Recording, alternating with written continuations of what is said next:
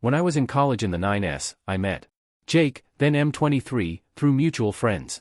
He had already graduated and was planning to move to the opposite side of the United States for grad school, and I had already been making plans to move with friends only a 90-minute drive away from where he was moving to.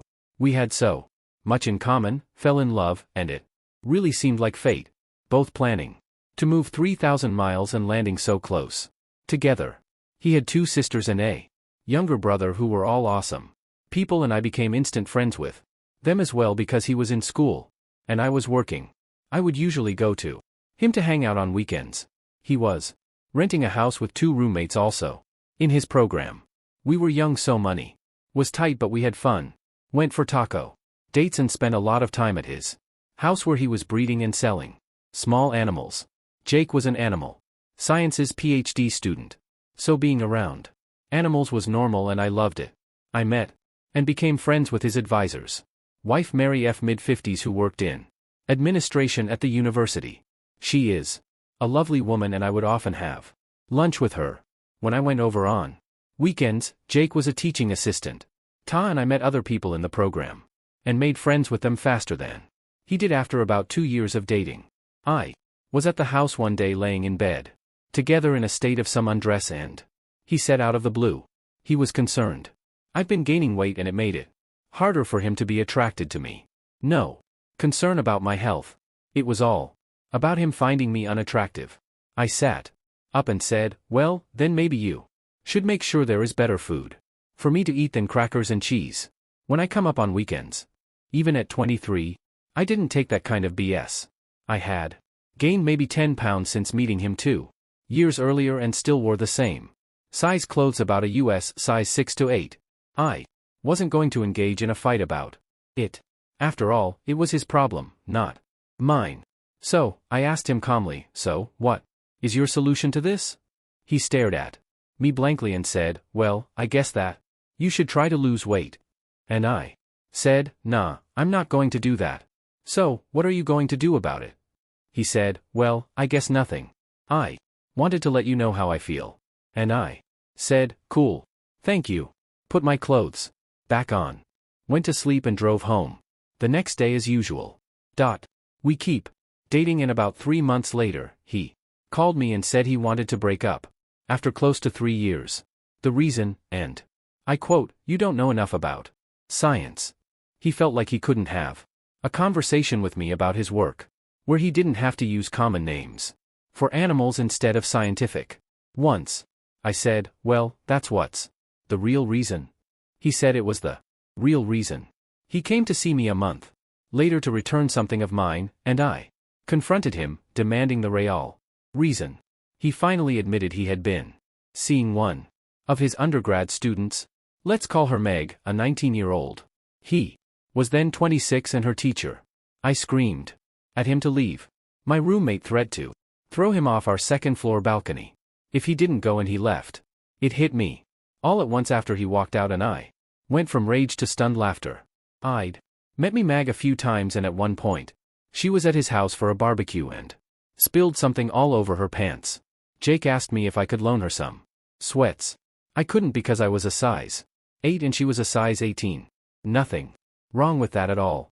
But the point is, I realized he made those comments about my weight to try and get me to break up with him because he was a coward.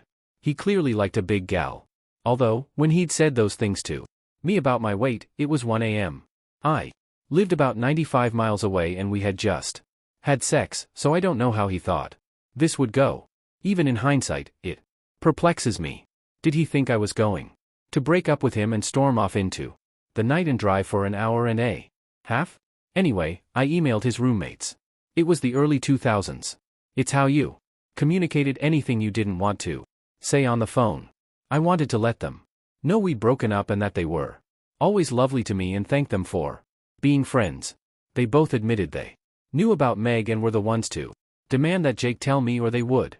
That's when he broke up with me with the lame "you don't understand science" excuse. One of his roommate, a super nice, super cute guy named George, offered to help me get a few things still at their house that he had collected for me away from around the house. He suggested I come up for the Weekend. We go out and drink and have a good time. All the things Jake didn't want to waste money on, and I said, sure. So, I went up and George let me into the house while Jake was gone.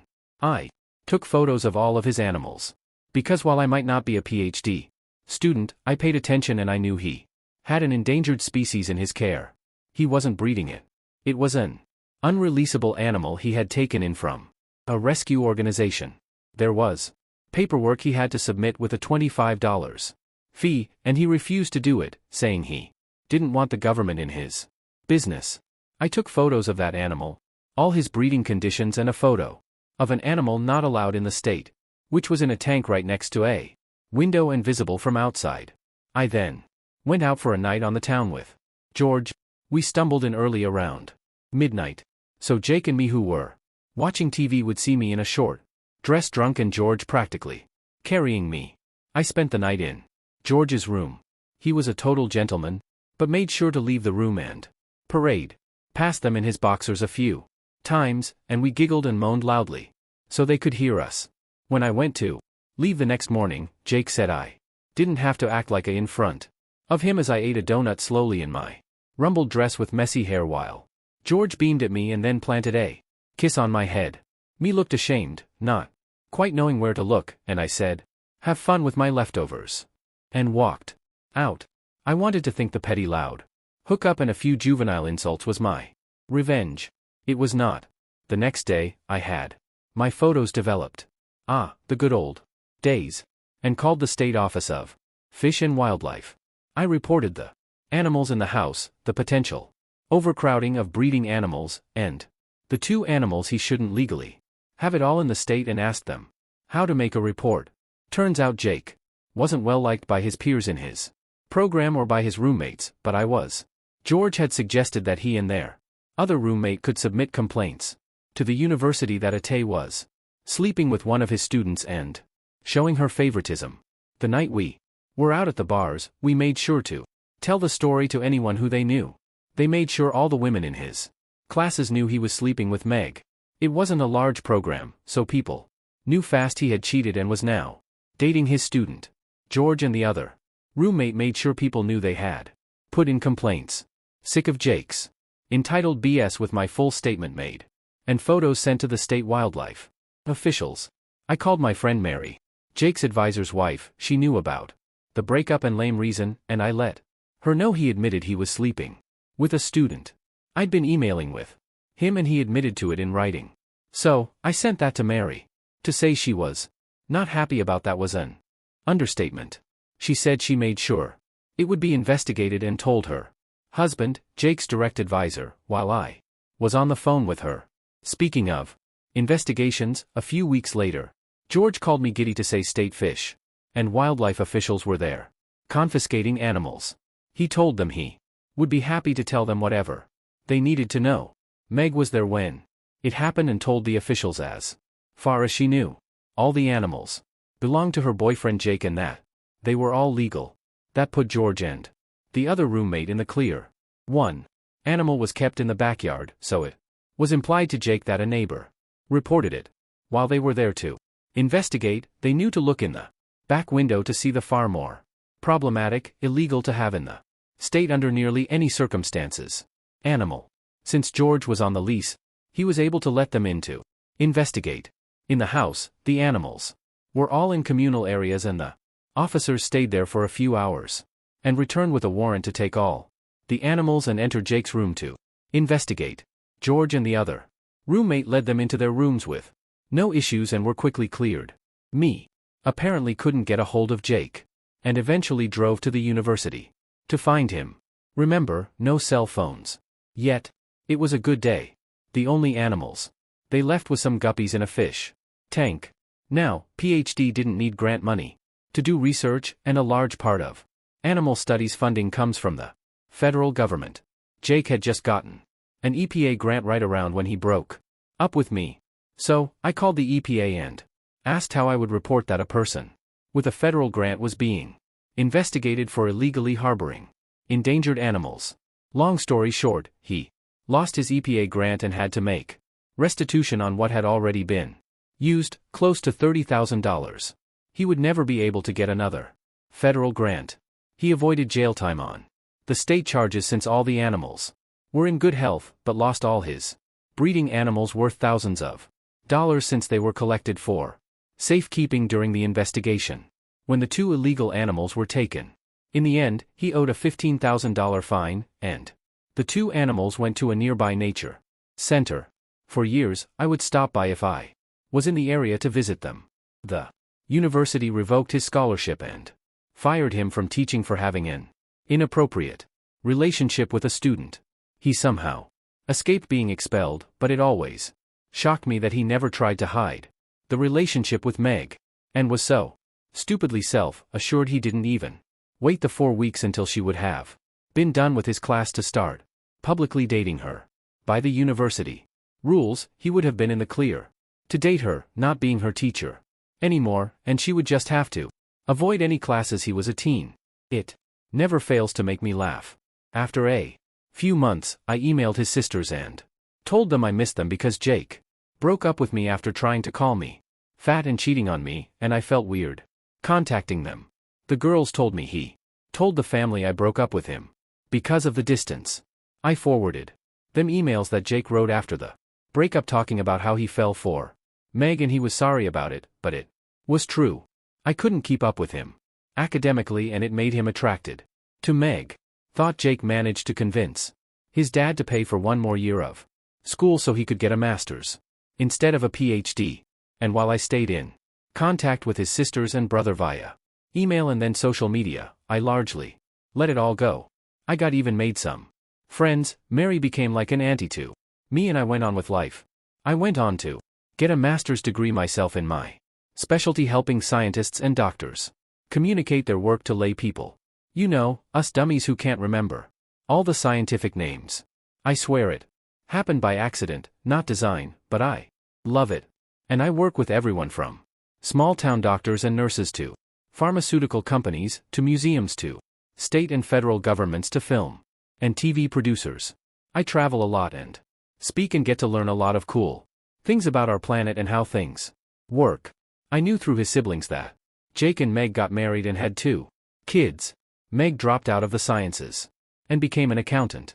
Jake went back to breeding animals every once in a while. His sisters or brother would tell me something over for lunch or via text. But we had our own relationship that exists outside of him. Apparently, when I sent a wedding gift for one of his sisters, he loudly complained at a co-ed bridal shower that all of his siblings still were my friend and didn't make an effort to embrace his now wife, Meg. Apparently, the sister just laughed and said, "I don't make it a habit to be friends with homewreckers." This is how Jake's parents found out how their relationship started, and ours ended 10 years after we broke up. Jake never found out I was behind reporting him to the state. And in the end, I didn't lie about a single thing except maybe exaggerating a drunken make-out session with George, who is now a successful and tenured professor with a lovely wife and daughters. Fast forward about 20 years to a few weeks ago. I was at a university giving a lecture to a room of 250 undergrad and grad students. In the end, I was mingling with the student afterwards and I hear a voice say, "Hey, up, long time no see." And I realized it's Jake. And I didn't change the expression on my face at all. I was completely shocked and my instinct was to play dumb. So I said, "I'm sorry. Help me out. Have we met at another workshop or lecture?" He looked incredulous and said, "It's me, Jake." And I said, "I can't place you, but I would love to figure it out." Finally, I gasped and said, "Oh my goodness, Jake. I guess I blocked you out," and said, "Well, lovely to see you," and moved on quickly when he tried to reach out and hug me. I was happy to leave it there, with the satisfaction of him seeing me as a guest lecturer in a science department of a major university, when he was just in the audience. The department chair and faculty who had invited me to speak took me out to dinner, and while there one of them said, "So you know Jake?" I said I did, from over 20 years ago, being vague about how she went on to tell me he had been there for an interview for a teaching position and had spent a few days there observing, and they were likely going to hire him. I couldn't control it. I scoffed when They all looked at me. I said I'm sorry. I'm just shocked he's teaching after. What happened at University X? They said. What happened? And I said he was sleeping with a 19-year-old student when he was 26 and he had to leave the program without a PhD because he couldn't afford to stay after losing his scholarship. The three people I was with all looked at each other like they knew they had a problem and said, wow, we'll have to look into that and change the subject. My old friend Mary retired a year or two now, but still friendly with her. Old collages called me this weekend to say a friend at the university let her know someone had called doing a background check about Jake and they pulled his file, which included being fired, leaving the program with a lower degree, and the complaint letters from over 20 years ago about his conduct. Mary's name had been on it with her husband listed as the faculty advisor, so she thought she'd like to know. As a bonus, it had a copy of his arrest record for the illegal animals. I guess his dad had paid for a decent lawyer to get the record expuned after the charges were reduced, and he paid the fine so it doesn't show up on a standard background check. I don't think he's going to get that job. So I will return to my life content that the universe comes through sometimes, especially if you give it a little nudge now and then. The best revenge is when you don't have to do anything wrong, you just have to help direct knowledge to the right places. If there is anything I can impart any young women and men reading this, as I shimmy happily into my now size 10 pants, it's that if someone who is supposed to love you complains about your weight or looks, that is their problem to fix. Mentally, not yours. And maybe it's time to check out what they are doing behind your back or simply move on.